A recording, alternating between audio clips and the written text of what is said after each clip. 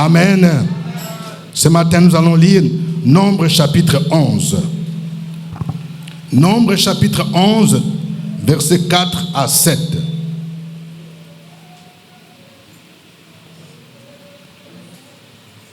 Nombre 11, 4 à 7.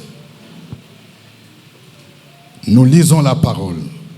Le ramassis des gens qui se trouvaient au milieu d'Israël fut saisi de convoitises. Et même les enfants d'Israël recommencèrent à pleurer et dire: qui nous donnera de la viande à manger? Nous nous souvenons des poissons que nous mangions en Égypte et qui ne nous coûtaient rien, des concombres, des melons, des poireaux, des oignons, des ox. Maintenant, notre âme est desséchée, plus rien. Nos yeux ne voient que de la manne. La manne ressemblait à de la graine de coriandre et avait l'apparence du bdellium. Amen. Le thème de mon message, c'est combattre l'esprit des ramassis. Quelqu'un peut dire combattre l'esprit des ramassis. Oui. Il y a un esprit qui s'infiltre dans l'église. L'esprit de ramassis. Et nous allons comprendre ce que c'est les ramassis. Parce que le verset 4 dit: les ramassis des gens qui se trouvaient au milieu d'Israël furent saisis de convoitises. Ça, c'est dans la Bible Louis II. Dans la Bible, dans une autre Bible, je pense la Bible, la version Tob, il est dit: le ramassis d'étrangers qui étaient parmi eux se livra à la convoitise, et même les enfants d'Israël se mirent de nouveau à pleurer et dire: qui nous fera manger de la chair? Amen. L'une des stratégies que Satan utilise pour déstabiliser l'Église, c'est d'infiltrer ses agents dans le milieu chrétien. Quand nous nous réunissons dans l'église, quand nous nous réunissons pour louer le Seigneur, pour adorer, le diable infiltre aussi ses agents. Tous ceux qui viennent dans les rencontres chrétiennes là ne sont pas forcément chrétiens. Tous ceux qui crient Alléluia, Amen ne sont pas forcément de vrais chrétiens. Tous ceux qui parlent en langue ne sont pas forcément des chrétiens. C'est comme les blés. Il y a l'ivraie, il y a le vrai et le faux. Je reviens à cette histoire que je vous ai déjà racontée. La fête des chauves. Quelqu'un dise la fête des chauves. Vous vous rappelez, un homme qui a organisé une fête et il a dit: le droit d'entrée, c'est d'être chauve. Voilà. C'est ça. C'était un grand banquet. On avait toutes sortes d'aliments, des poissons, des viandes, entrées. En tout cas, c'était une fête VIP. On dit, mais c'est une fête des chauves. Pour venir, on a donné des instructions fermes au protocole. On regarde ta tête. Si tu es chauve, ok, tu entres. Et comme vous pouvez imaginer, les gens ont appris ça. Les gens se sont dit, bon, si c'est ça là, c'est facile. Moi, je vais voir le coiffeur là. Je vais dire, il faut prendre Gillette là. Tu vas enlever tous les cheveux. Comme ça, quand je vais me présenter, on me demande, tu es chauve. Mais toi-même, tu n'as qu'à regarder. Donc, ce jour-là, il y avait beaucoup de chauves. Hein? La salle était remplie. Tout le monde est devenu chauve. Même les gens qui font Rasta là, ils ont enlevé Rasta. Bon, mais ceux qui ils ont oublié que la fête là devait prendre 7 jours. Les premiers jours là, les gens étaient là, tout le monde était encore chauve. Hein? Deuxième jour là, tout le monde était encore chauve. Mais au troisième jour, les cheveux de certains ont commencé à... Et donc on commence à dire, mais, oh, moi je croyais que tu étais chauve là. Donc au troisième jour, on a commencé à faire la différence entre les vrais chauves et les faux. On a dit tout ce qui n'était pas chauve, vous n'avez qu'à sortir. Ce n'est pas parce que tu n'as pas de cheveux que tu es chauve. Dis à ton voisin, ce n'est pas parce que tu n'as pas de cheveux que tu es chauve. C'est la même chose. Dans nos églises, il y a des vrais chrétiens, il y a des faux. Mais le Seigneur va dévoiler tous ceux qui sont dans les faux. Alors, nous allons voir dans ce passage, d'abord, qui sont les ramassis. On nous parle des ramassis, parce qu'on parle de combattre l'esprit des ramassis. Nous allons d'abord voir, premièrement, qui sont les ramassis. Et puis, deuxièmement, nous allons voir quelles sont les caractéristiques de l'esprit des ramassis. On va voir trois choses qui les caractérisent. Commençons d'abord par qui sont les ramassis. Le mot ramassis, en français, signifie, c'est synonyme de l'assemblage des choses ou des personnes de peu de valeur. Un ramassis, c'est un assemblage des choses ou des personnes de peu de valeur. Ce mot a souvent une connotation péjorative. On utilise souvent le mot ramassis pour utiliser des personnes nuisibles, ceux qui veulent nuire dans la société. Alors, les ramassis des gens qui se trouvaient au milieu des enfants d'Israël, c'était des étrangers. C'est-à-dire, ils n'étaient pas des Juifs. Lorsque les enfants d'Israël ont quitté l'Égypte, lorsque Pharaon leur a demandé de partir pour aller à Canaan, de ce groupe-là, tous ceux qui sont partis n'étaient pas des Juifs. Il y a aussi d'autres peuples étrangers. Certains étaient égyptiens, d'autres peut-être, je ne sais pas, syriens, de plusieurs nations. Mais comme ils se sont infiltrés, certains par mariage, peut-être qu'il a épousé une juive, ils ont fait des enfants, ils étaient des camarades, ils ont appris à parler la langue juive, les hébreux, ils ont appris à dire Alléluia, Amen. Donc, quand Pharaon a dit, ok, vous les enfants d'Israël, vous n'avez qu'à partir. Et aussi on dit, oui, nous on va partir, nous aussi on est des Juifs. Donc, ce sont ces gens-là qui n'étaient pas des vrais Juifs, mais qui se sont infiltrés pour aller à Canaan. C'est ça les ramassis. Ils n'avaient pas le sang juif, mais ils se sont infiltrés. Nous trouvons ça dans Exode chapitre 12, versets 37 à 38.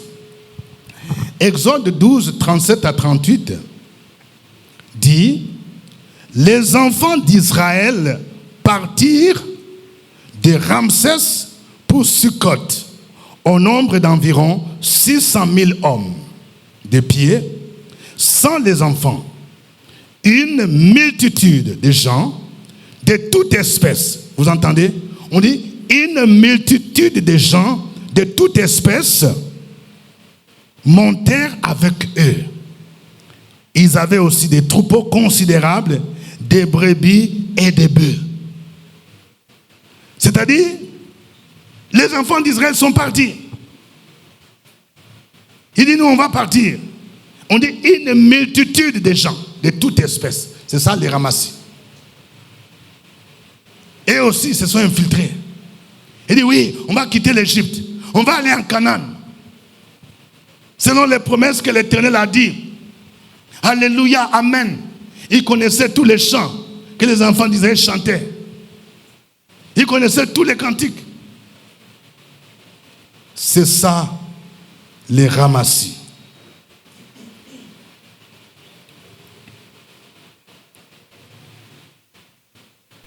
Au niveau de l'Église,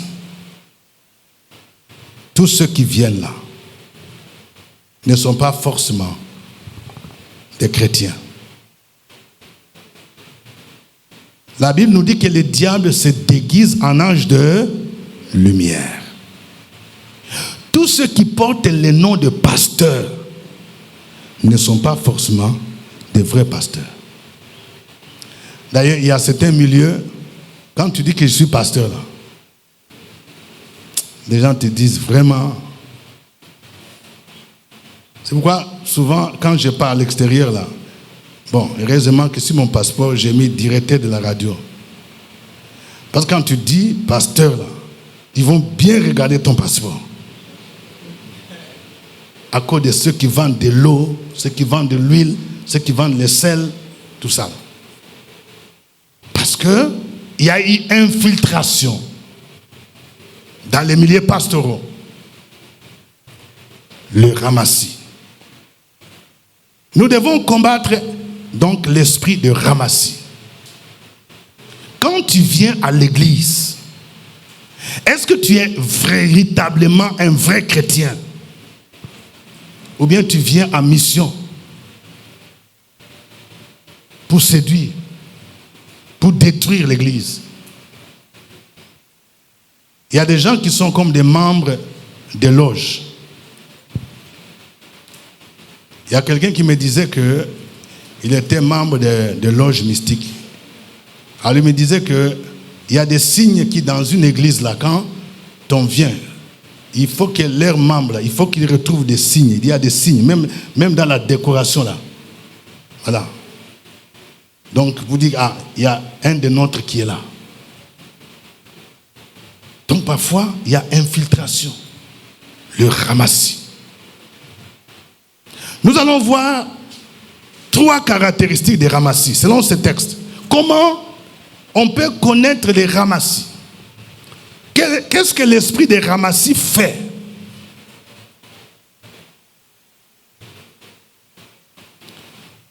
La première chose, c'est la convoitise. Quelqu'un qui dise la convoitise.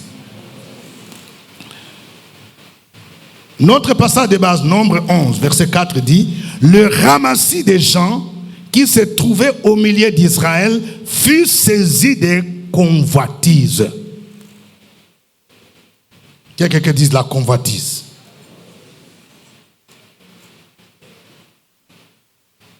Vous voyez, la convoitise fait partie de l'esprit du monde.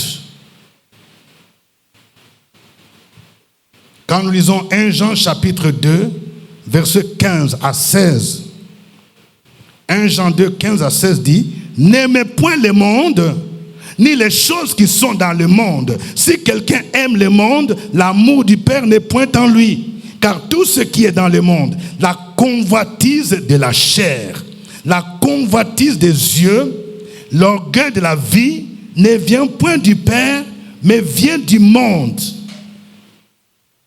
Les ramassis là, cet esprit pousse les gens à vivre selon la convoitise de la chair. Ce sont des gens qui veulent satisfaire leur chair. L'esprit de convoitise pousse les gens à se livrer dans l'immoralité sexuelle, dans la masturbation, dans l'impudicité, dans la pédophilie. Toutes ces pratiques-là font partie de la convoitise de la chair, parce que vous voulez satisfaire votre chair. Parce que vous n'avez pas la nature de Dieu. Les ramassis furent saisis de convoitise.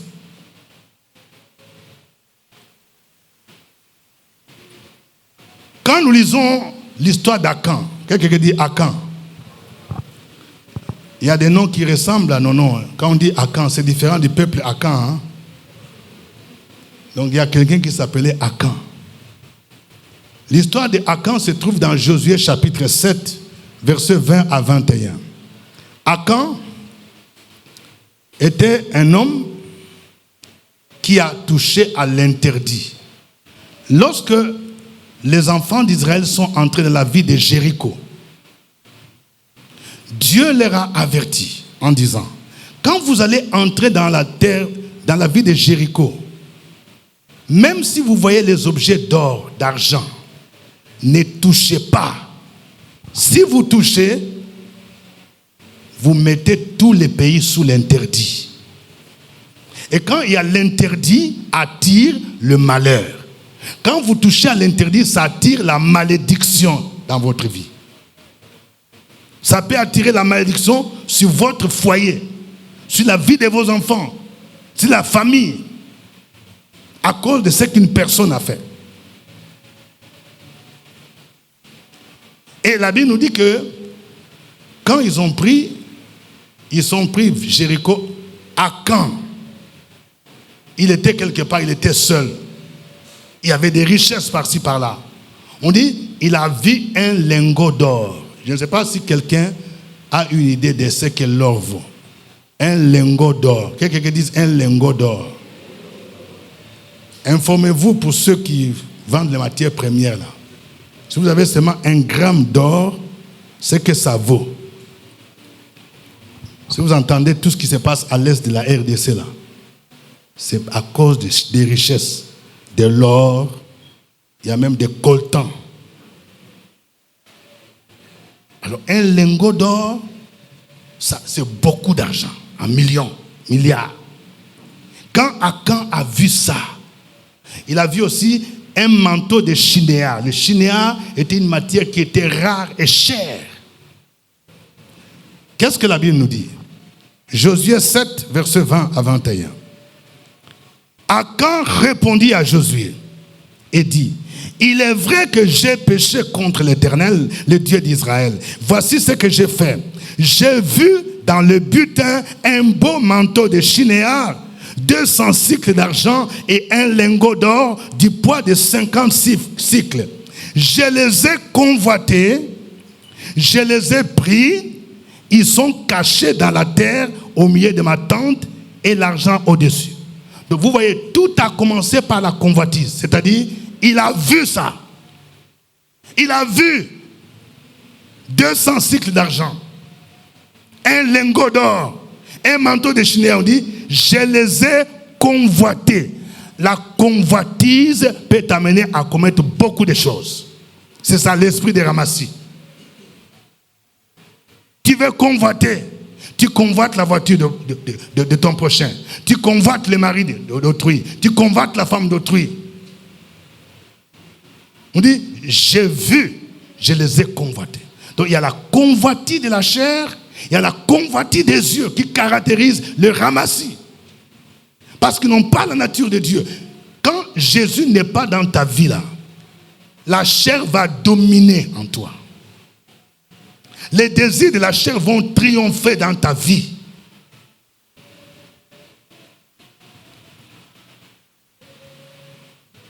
« 1 Thessaloniciens chapitre 4, versets 3 à 5.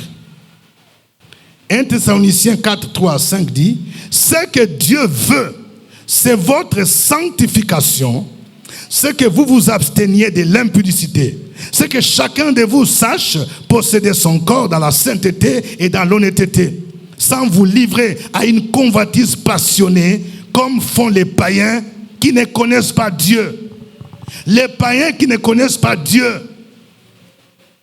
se livrent à la convoitise. Ils veulent satisfaire leur chair. L'esprit de ramassis, c'est un esprit de convoitise.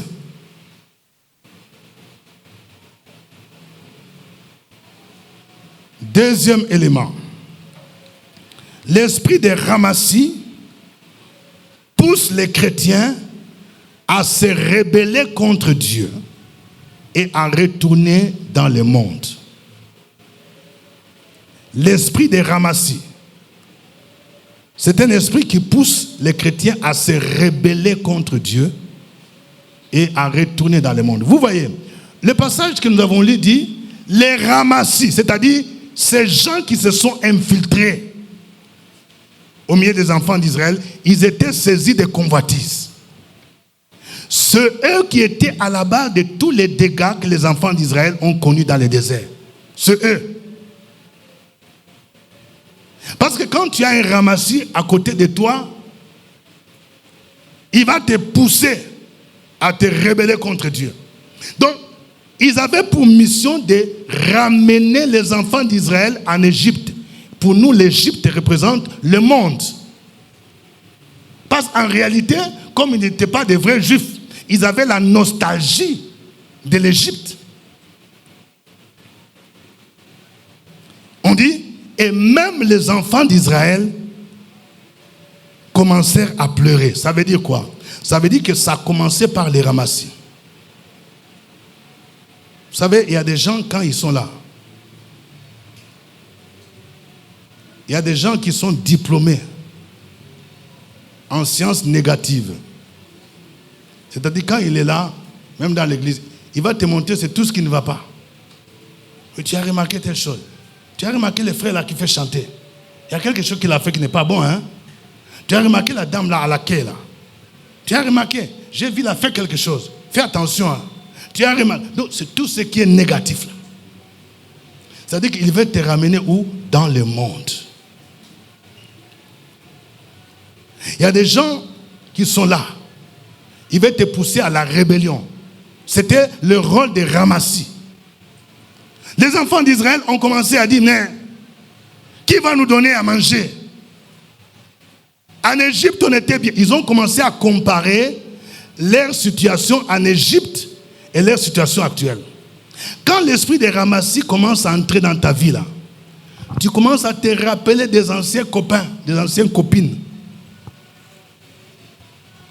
Il y a quelqu'un qui demande, montre-moi un peu ton téléphone. Eh, toi tu n'as pas encore iPhone 16.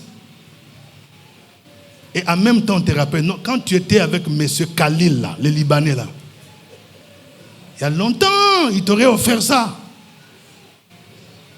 Tu te rappelles de comment tu étais parti à Bassan, à Assini, en 2007.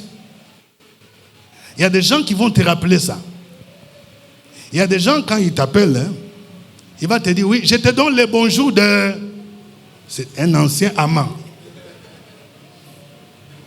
Et il va te donner des nouvelles. Est-ce que tu sais que c'est lui maintenant le directeur du cabinet de tel ministère? Ah bon? Oui, il a demandé derrière toi. Et tu commences à dire, bon, comme vraiment c'est eux là qui sont au pouvoir, bon, j'ai mon petit frère là. Oui, il a dit vraiment, si tu as un dossier là, hein, il peut t'aider. Quelqu'un qui dit, ça commence comme ça.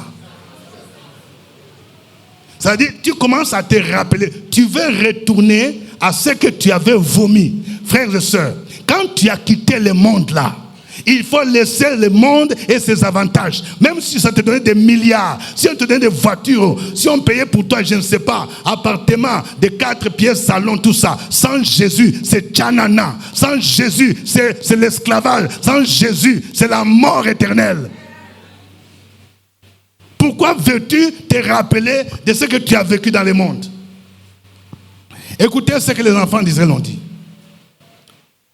Nombre 11, 4 à 5. Les ramassis des gens qui se trouvaient au milieu d'Israël furent saisis de convoitises. Même les enfants d'Israël recommencèrent à pleurer, dire, qui nous donnera de la viande à manger? Nous nous souvenons des poissons que nous mangions en Égypte et qui ne nous coûtaient rien.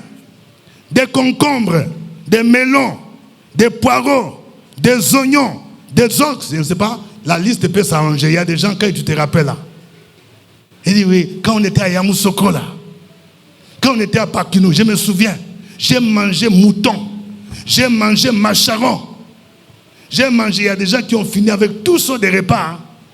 J'ai mangé capitaine, tu connais capitaine là? J'ai mangé mérou, j'ai mangé un mouton, je ne sais pas comment ça.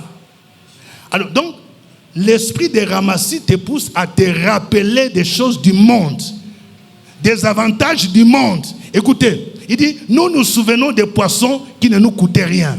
C'est faux. Quelqu'un qui dit c'est faux. Comment tu vas te rappeler de ta condition en Égypte? En Égypte, les enfants d'Israël étaient des esclaves. Sans Jésus, tu n'étais qu'esclave. Tu étais maîtresse d'un homme marié. Il te donnait je ne sais pas quoi. Tout ça, c'est l'esclavage. Tu étais esclave de Satan. Mais pourquoi ta vie n'a pas changé? Même si tu as voyagé partout dans le monde, tu as fait Paris, tu as fait Londres, tu as fait Rome. Aujourd'hui, il y a des gens qui ont fini avec toutes les villes. Ils cherchent maintenant à aller à la lune. La Bible dit, à quoi sert-il à un homme de gagner le monde entier s'il perdait son âme? L'esprit de ramassis va te pousser à retourner dans le monde. Si tu as connu Jésus, le Jésus que moi je connais là, tu ne peux jamais regretter les choses que tu as abandonnées dans le monde.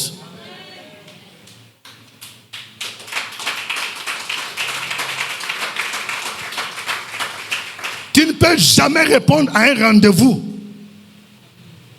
où quelqu'un te dit, si tu veux qu'on te nomme à un poste élevé, il faut entrer dans les réseaux des PD. Quelqu'un dit, je ne veux pas. Il faut lui dire, mon corps est le temple du Saint-Esprit.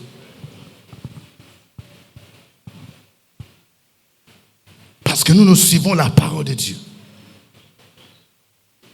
Nous souvenons des poissons qui ne nous coûtaient rien. En Égypte, les enfants d'Israël étaient des esclaves. Ils travaillaient pour Pharaon. Je vais parler à une sœur. Si tu es maîtresse, tu vis avec un homme en concubinage. Là. Vous savez, il y a des gens parfois qui ne se rendent pas compte. Tu es dans une situation 5 ans, 10 ans. Peut-être que tu n'as même pas encore 40 ans. Et on te blague. Oui, je vais te marier. Je vais te marier. J'ai 15 hectares. Bon, quand quelqu'un te dit j'ai 15 hectares pour toi là, il dit je n'ai même pas besoin de 15 hectares. Donnez-moi même 200 mètres carrés. Tu es esclave. Surtout les gens qui sont mystiques. Quand tu vis avec, il est en train de tirer ta chance, ton étoile. Et tu peux faire des années et des années. Il te blague avec un peu de repas au restaurant.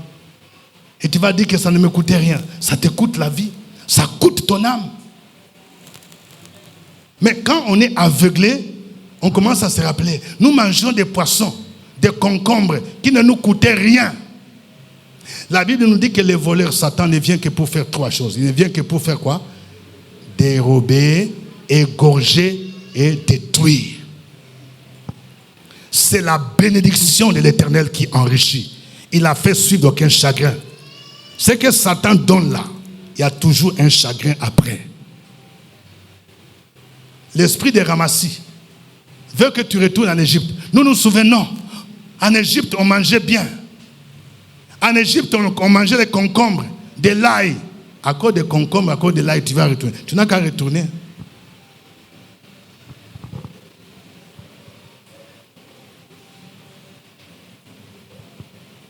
Vous savez, je vais donner une illustration. Nos frères musulmans, c'est quelle fête où les musulmans, ils mangent les moutons là? C'est la tabaski. Hein? Bon, imagine-toi si moi j'étais musulman, j'achète un mouton à 3 semaines de la tabaski. Je l'attache quelque part. Je donne des consignes à mon travailleur. Il faut bien nourrir le mouton là. Si le mouton là, le mouton peut dire, mon patron même, hein, on me donne à manger. Mais moi, mon but c'est quoi? Qu'il soit bien engraissé pour que les jours de tabaski, je fasse quoi? Je les bouffe. C'est ça, Satan. Toi, tu dis, je me souviens des viandes qui ne me coûtaient rien. Tout ça, on était en train de te donner pour qu'on te bouffe et qu'on te conduise où? En enfer.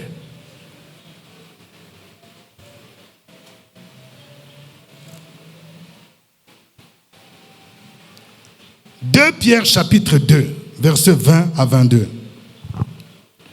2 Pierre 2, 20 à 22. Dit ceci. En effet, si après s'être retirés du souillure du monde, par la connaissance du Seigneur et Sauveur Jésus-Christ, et s'y engagent de nouveau et sont vaincus, leur dernière condition est pire que la première, car mieux valait pour eux n'avoir pas connu la voie de la justice que de se détourner après l'avoir connu du saint commandement qui leur avait été donné. Il leur est arrivé ce que dit un proverbe vrai. Le chien est retourné à ce qu'il avait vomi, et la truie lavée s'est vautrée dans les bourbiers. Il y a des gens qui sont retournés à ce qu'ils ont vomi. Dis à ton frère, à ta soeur, ne retourne pas à ce que tu as vomi. Vous voyez, c'est un proverbe qui est fort. Hein? Vous voyez, les chiens, imaginez-vous les chiens, comment il est sale. Alors, le chien a vomi. Et puis, il vient encore prendre pour avaler ce qu'il a vomi. C'est ce que les gens font. Quand tu étais dans un péché, dans une condition, tu as connu Jésus. Tu as rencontré Jésus comme Seigneur et Sauveur. Il t'a tiré de là, à cause des difficultés de la vie, à cause des loyers impayés que tu n'arrives pas à payer. Souvent, c'est ce que les gens font. Il y a des gens qui manquent de personnalité, c'est la famille qui dicte. On m'a raconté l'histoire d'un homme de Dieu, vraiment ça m'a fait la peine. On dit qu'il a divorcé parce que ils ont fait plus de, je ne sais pas, c'est 10 ou 15 ans, la femme ne lui donnait pas l'enfant. Et la famille s'est réunie. Et nous, on ne veut pas de cette femme. Nous, on veut avoir un enfant. Et c'est ça la cause. Il dit, ah, chérie, je ne peux rien. La famille a dit. Et souvent, quand c'est comme ça, c'est pour te proposer une autre fille. Peut-être avec qui tu as fait un enfant. La famille dit, au moins elle là. Elle a donné Junior. Tu n'as qu'à prendre. Et puis bon, c'est la famille, hein. La Bible dit, l'homme quittera son père et sa mère. S'attachera à qui? Il y a des gens qui manquent de personnalité. C'est la famille, c'est la vieille qui décide qui tu vas marier. C'est le vieux qui décide. Quelqu'un dit, ce n'est pas normal.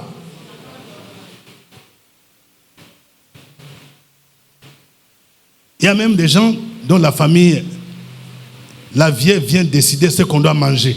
Donc quand il vient à la maison là, bon, lundi c'est poulet. Où est ta servante? Toi, il faut venir. Et puis toi-même tu dis, il faut venir, la vieille t'appelle. Donc lundi c'est poulet. Tu as compris, non? Oui. Bon, mardi c'est macharon. Donc tu vois, c'est la vieille qui est là. Et puis monsieur, tu es là, oui, c'est elle qui a payé mes études. Hein? C'est que tu es à côté de la plaque. Et beaucoup de gens sont retournés en Égypte. Ils sont retournés dans le monde.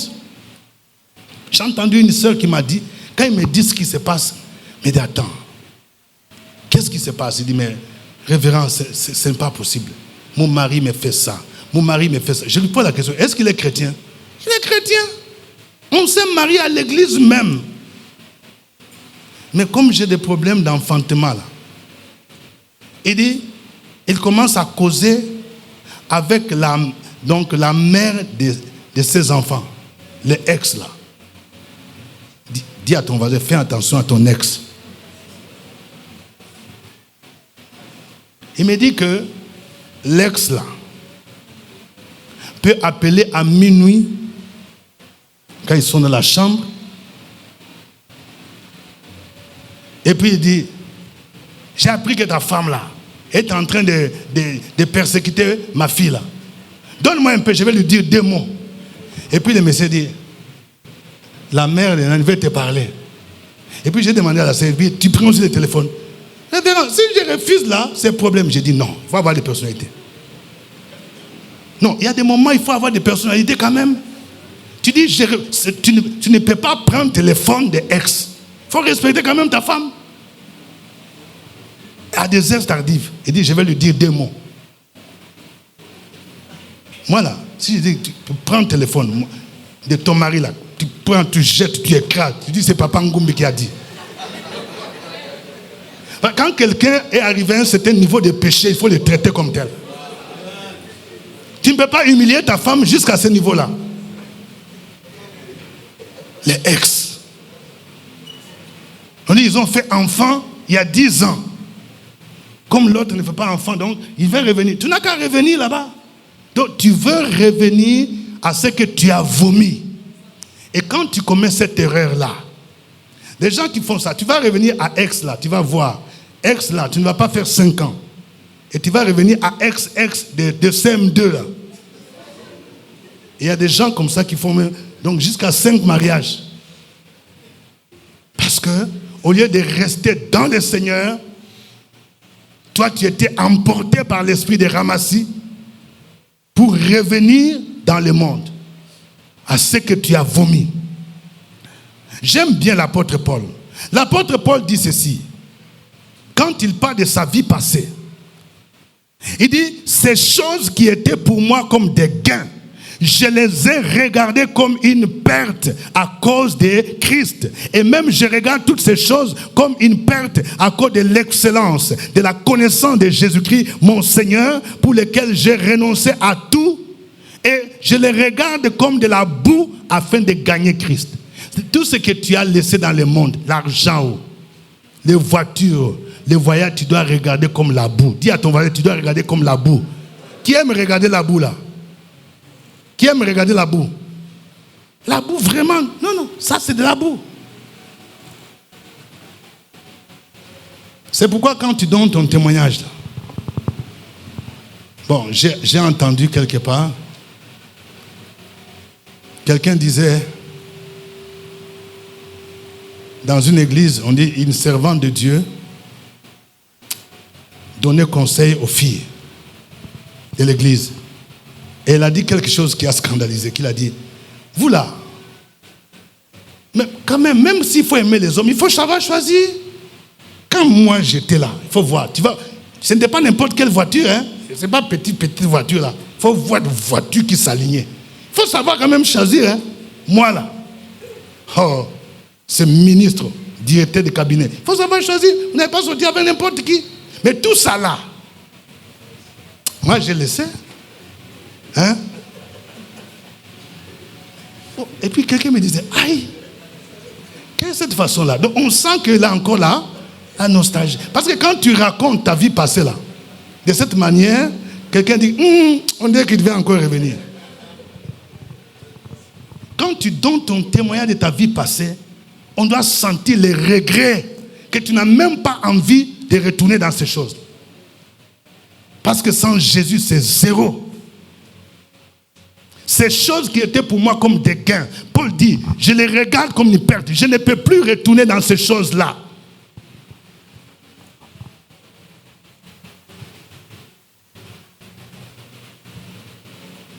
J'ai entendu le témoignage. On a suivi la chanson là, Mélodie venue du ciel. C'est le chanteur qui est un ami, Marcel Bongo. Pour ceux qui connaissent son histoire, il chantait dans le monde, il chantait les palatas. Quand il racontait, il disait, quand il finit de chanter comme ça, ses yeux se croisent avec une femme, il dit, toi là, je veux de toi. Donc après, le culte là, il s'en va quelque part. Il dit, je ne t'ai pas converti. Mais quand réellement j'ai rencontré Jésus, toutes ces femmes-là, toutes ces filles, ça ne me dit plus rien. Parce que la Bible nous dit que si quelqu'un est en Christ, il est quoi?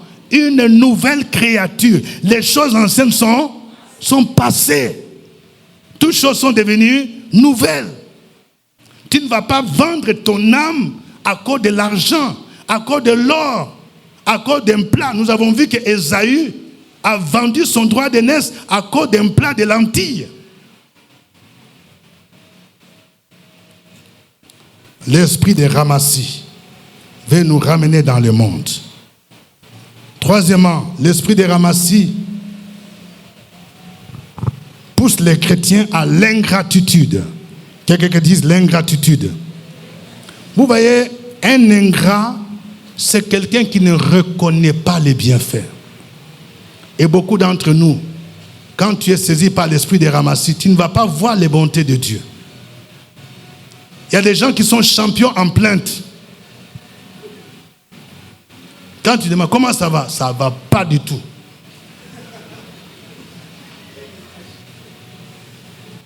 Mais quel jour ça ira? Les enfants d'Israël dans le désert, là, écoutez ce qu'ils disent. Nous nous souvenons, en Égypte, on mangeait des poissons qui ne nous coûtaient rien. On se souvient des concombres, on se souvient des melons, on se souvient de ceci, on se souvient de cela. Mais maintenant, nos yeux ne voient que la manne. Ça veut dire quoi? Il méprise la manne. Mais la manne, c'était quoi? La manne, c'était un gâteau préparé dans les laboratoires célestes. Ça veut dire que ça avait tous les nutriments. Vitamines, tous les oligovitamines, K, vitamine E, vitamine D, tout ça là. On dit que le goût de la manne, c'était comme les grains de coriandre. Écoutez, ici, Exode 16, 31 à 32 nous dit, la maison d'Israël donna à cette nourriture le nom de la manne. Elle ressemblait à de la graine de coriandre. Elle était blanche et avait le goût d'un gâteau au miel. Quelqu'un dit gâteau au miel. Quelqu'un dit c'est doux de... Alors, quelque chose qui a un goût de gâteau au miel. Et puis les enfants d'Israël disent non. En Égypte, là, on était bien. La suite nous montre qu'ils voulaient faire coup d'état à Moïse. C'est-à-dire qu'ils ont oublié comment Dieu a utilisé Moïse pour les délivrer de la main de Pharaon. C'est ce que beaucoup de gens font. Quand le diable voit que le Seigneur a mis devant toi un berger pour t'aider à entrer dans ta destinée, il va chercher à t'éloigner. Les enfants d'Israël devraient être reconnaissants vis-à-vis de Dieu et vis-à-vis de Moïse. Moïse a enduré, il a risqué sa vie. Mais à cause de la manne là, ils ont commencé à dire non. En Égypte, on était bien. D'ailleurs, ils ont même dit, c'est Moïse là, tu nous as amenés ici, c'est pour nous tuer. Il y a des gens qui ont commencé à faire réunion. On va voter un autre berger, Moïse là. Parce qu'il voulait retourner en Égypte. Ça, c'est l'ingratitude. Quelqu'un dit l'ingratitude. C'est-à-dire, quand tu ne sais pas reconnaître les bienfaits de Dieu, tu dis, nous ne voyons que la manne.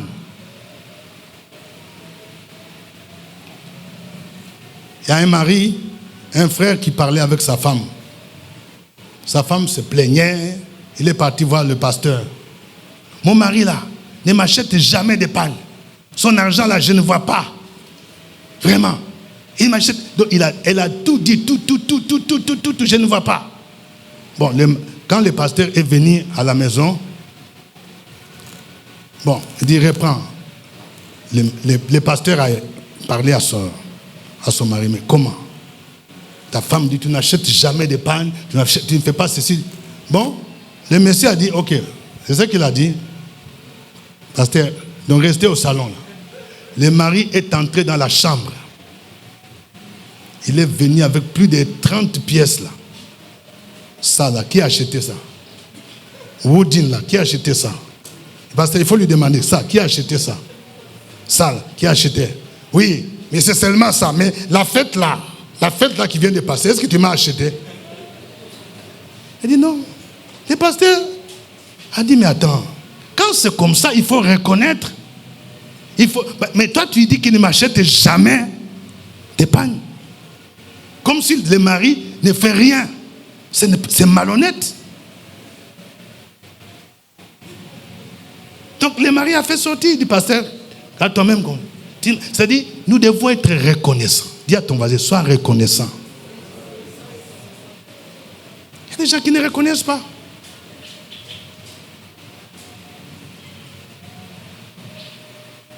Quand vous vous plaignez de vos maris, là, il y a des gens, voilà, mon mari ne fait pas ceci, cela. Bon, moi, j'aime souvent la confrontation. Hein. Il y a déjà quelqu'un qui m'a déjà dit, mais, il dit, pasteur, est-ce qu'il t'a dit que je lui ai remis tel montant d'argent? Il dit, ah bon? Il faut lui demander où est-ce qu'il a fait. Il dit, on a volé ça. Mais j'ai dit, mais quand tu m'as jamais dit qu'il t'a donné un montant comme ça. Tu dis, mon mari là, je ne vois rien. Non, ne soyons pas ingrats. Un ingrat, tu peux lui donner à manger pendant 364 jours. Mais si un jour seulement tu dis que aujourd'hui c'est dur, hein, c'est le seul jour là qui va retenir. C'est-à-dire, il ne me donne jamais à manger. Nous devons être reconnaissants. Nous ne voyons que la manne, c'est-à-dire tu minimises, tu méprises. Nous ne voyons que la manne. Il y a les dames qui considèrent leur mari comme manne. Avant le mariage, il faut voir la prière que les gens font. Seigneur, j'arrache le mariage. Seigneur, j'arrache mon mariage. Seigneur, j'arrache. Je veux mon mariage. Seigneur, je veux mon mariage. Maintenant, Dieu t'a donné mari. Il n'y a pas quelqu'un qui est comme un ange. Il y a des gens là. Si c'est ange là, va au ciel épouser à Gabriel.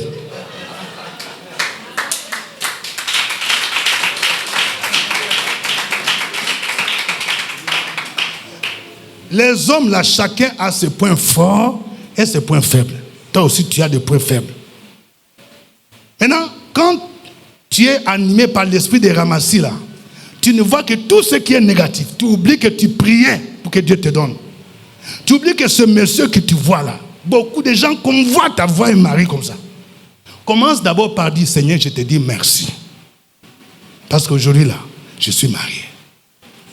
Bon, maintenant, ce que je te demande, Seigneur, c'est de faire ça, ça, ça.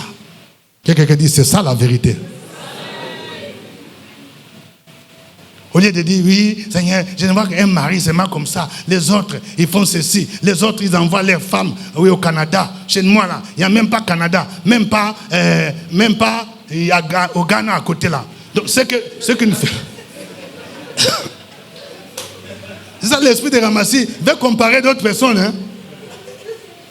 Quand quelqu'un donne témoignage, non, on dit, bon, vraiment, nous bénissons le Seigneur, madame, les enfants sont partis au Canada. Toi, c'est ça que tu vas retenir. Tu n'as pas suivi le témoignage là. Toi, tu es toujours à Abidjan, Abidjan, Boaké. Tout le monde dit, ici, on ne sait pas. Boaké, Dabou. Alléluia.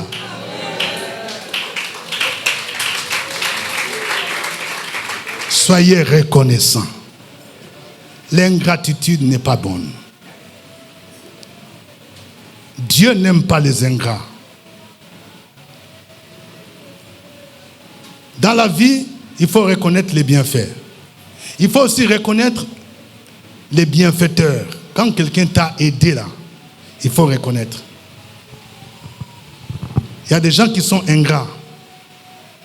C'est pourquoi j'aime bien la culture ivoirienne, qui fait que quand quelqu'un t'a fait du bien, il y a le lendemain, tu appelles, ou bien après-demain, tu appelles. C'est pour dire merci.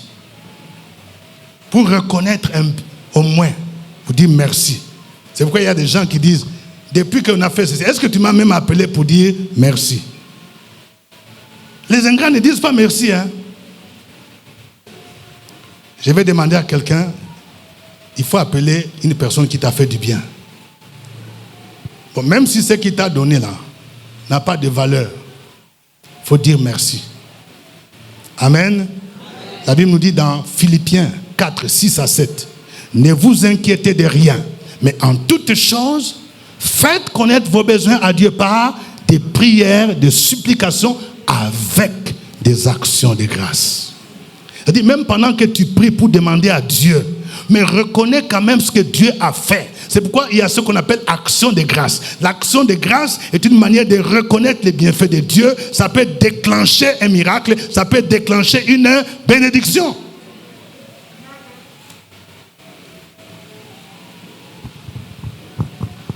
Bien-aimés dans le Seigneur, nous venons de voir l'esprit de Ramassis.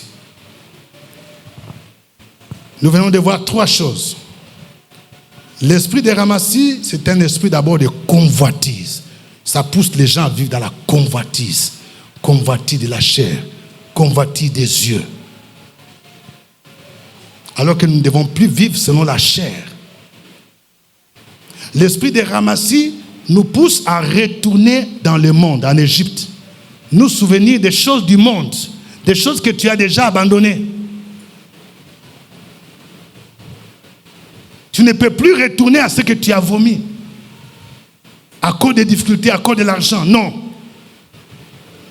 Reste dans le Seigneur. L'esprit de Ramassis, c'est un esprit d'ingratitude. Ne soyons pas ingrats. Sachons manifester la reconnaissance à Dieu. Ne méprisons pas les bénédictions que Dieu nous a données. Ne faisons pas comme les enfants d'Israël, nous ne voyons que la manne. Dans quel groupe êtes-vous ce matin? Êtes-vous de ceux-là qui sont des ramassis? Les gens qui ne connaissent pas Jésus, mais tu viens ici à l'église, tu fais semblant d'être chrétien, tu loues, tu danses, mais tu n'as pas encore la nature de Dieu. Tu n'as pas encore Jésus dans ta vie. Il n'est pas encore tard. Aujourd'hui, c'est le jour du salut. Il faut ouvrir ton cœur à Jésus, afin qu'il entre. Il a dit, écoute, je me tiens à la porte et je frappe. Si quelqu'un entend ma voix et ouvre la porte, j'entrerai chez lui, je souperai avec lui et lui avec moi. Jésus est capable de transformer ta vie. Pour que la chair ne puisse plus dominer sur ta vie. Es-tu du groupe des chrétiens? À cause des moments difficiles, tu veux retourner dans le monde. Tu veux retourner à ce que tu as vomi. Tu veux retourner au succès que tu avais.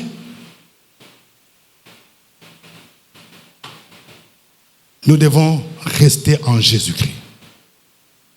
Si tu t'es rendu compte que cet esprit a commencé à influencer ta vie, tu vas demander pardon au Seigneur. Pour dire, Seigneur Jésus, je ne voudrais plus retourner dans ces choses. Ces choses que j'ai regardées comme un gain, je vais regarder aujourd'hui comme une perte. Quelles que soient les difficultés, quels que soient les problèmes, moi je reste attaché à Jésus. Que Dieu vous bénisse. Que Dieu vous bénisse. On va se lever.